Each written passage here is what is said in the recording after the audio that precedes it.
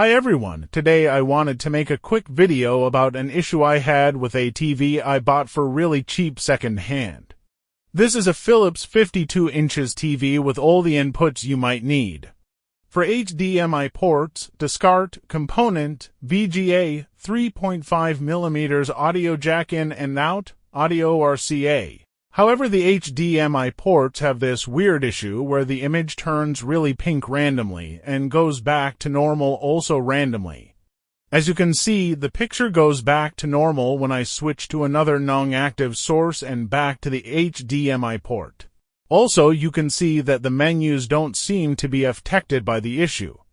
I tried the VGA port as well as standard aerial TV and the issue wasn't present.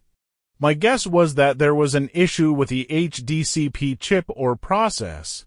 So the fix, if we can call it that, is quite simple. You can either buy an HDMI to VGA adapter that will work just fine in my case, or you can buy an HDMI splitter that will bypass the HDCP protocol. I ended up buying an Ora-1 picture included, which was said to be great on Reddit for HDCP removal in the PlayStation 3 sub. Now the TV works fine on the HDMI port where the splitter is plugged.